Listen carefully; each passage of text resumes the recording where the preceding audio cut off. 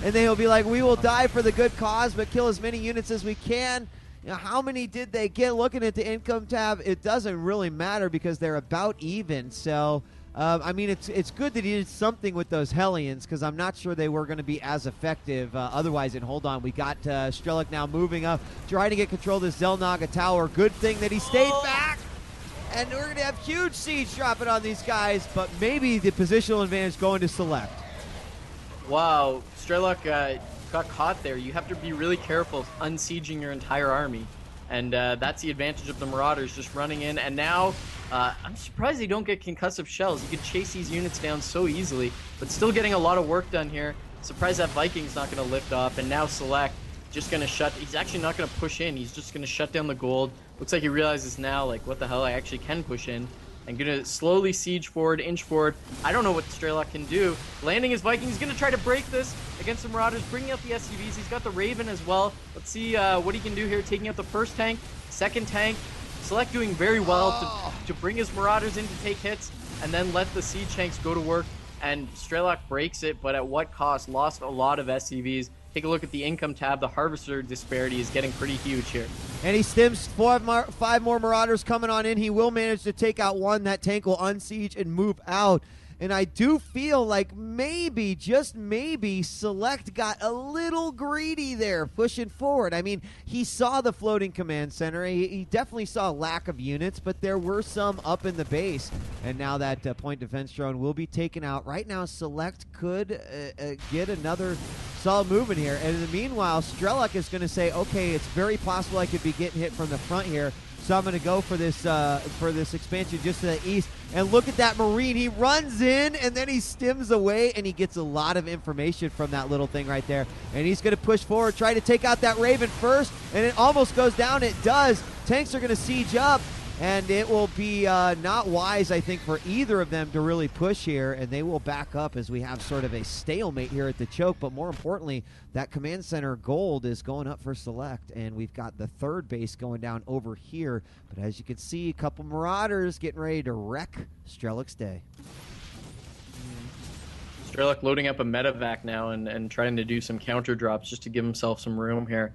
Looks like the Banshee is finally cloaking up and going to the west, while Select gathers his army at the natural. So he's going to come in with this Banshee, do some harassment. If Strelok doesn't react, and Strelok actually bring in Marauders. Those don't hit air. And let's see what Select does here. Still sieged up. I feel like he has enough of an army here, but Strelok being very careful, sieging up his tank. There's really no... Oh my god, the map is just dotted with red. As Select moves into the bottom right, trying to take that out, this Banshee gets taken out by the Viking. Bottom right gets shut down. The command center, oh, it lifts off. It's going to burn, baby, burn. Gets sniped by the Vikings. It's a really, really tough game for Strelok from this point out. All right, Vikings going to go in and say what's going on here. Doesn't realize there's a couple Vikings sitting on the back line. They will quickly get taken down, and this army of Select is really, really starting to grow here.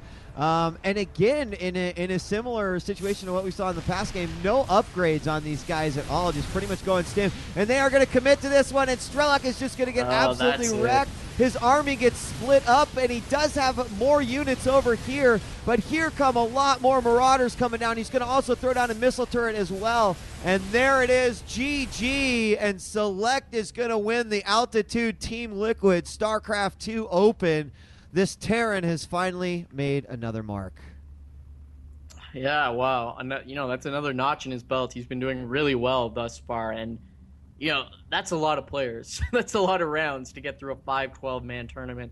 So a well-deserved congratulations to Select there. He's going to take first in our first official Altitude Team Liquid Open. He's going to take down $300. And Strelok, man, he played well. I thought he had the momentum to come back, but he's going to finish short at second and take $100 home for his efforts.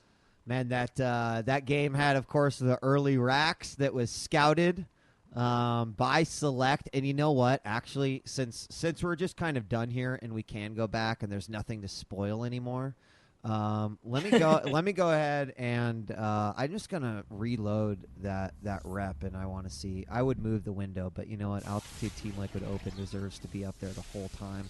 So I'm gonna go back into that one and just see. You know, I just want to see the scouting, but it was a great game there. Let's speed up here and follow this guy I'm over here. Where are you going? I'm almost sure he didn't see the SCV that he just guessed. Okay, we're gonna go in super slow mo, just like we were refs at a football game. It's like, all right, we're gonna see this again. We're on super Frame slow, by frame. and he does not see the SCV going in, so he immediately moves him down. He starts building his supply depot, and here comes SCV number 2. Oh, let me go check down here. Whoa! What is that? And he actually just sort of grazes by it, goes back. That's where he's like, dudes, we got problems. And comes goes back to tell everyone before he goes to attack. Exactly. And then goes back and stops it. So, I mean, it was a bigger swing. He almost barely saw it. If he would have just, boop, it would have been all done with. But nice job. Nice job. There were some really good games in here, dude. I have to give these guys credit. So this is awesome. Even though it was TBT, there were a lot of varying styles and a lot of rushes, a few drawn out games. Nothing that got to battle cruisers, but that Strelok select game on Lost Temple.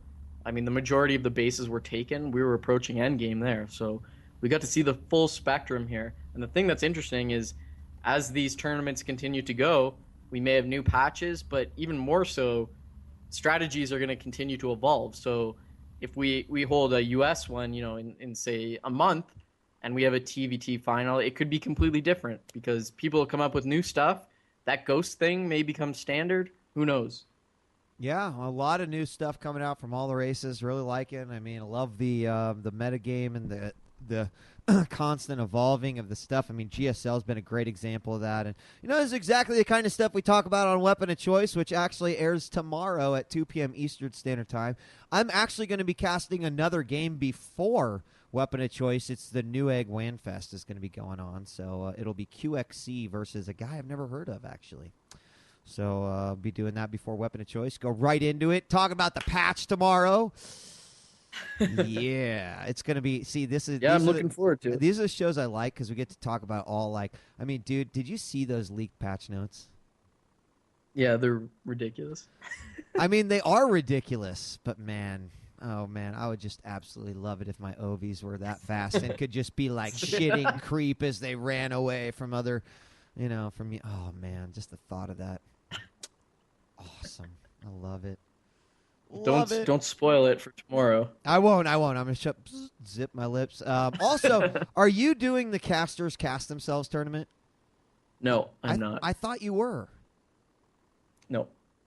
What, is there some we can talk about that tomorrow. Okay, because actually I'm going to draw the groups tomorrow. Oh, really? Yeah. Do you not want that to happen? Were you elbowed out of this tournament? Come on, chill. Let me be your psychiatrist. No, this isn't the time to talk about it, but it's not a big deal. Okay, we won't talk about it then. Obviously, I knew it, dude. Actually, when I saw your name, I was wanting to be like, Chill should not be allowed to play in this. I will never. I will draw him versus me all the time.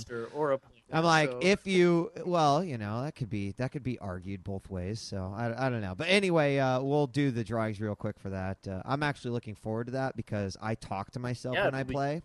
So it's going to be really interesting. All my 2v2 partners are just like, oh my God, do you know that you talk to yourself when you play? I'm like, I don't know if I'm supposed to be answering you or not, but like, if you're really asking me if you should do that with your Banelings, I guess sure. So I think it'll be a lot of fun. But anyway. Great. Well, thank you to everyone who tuned in.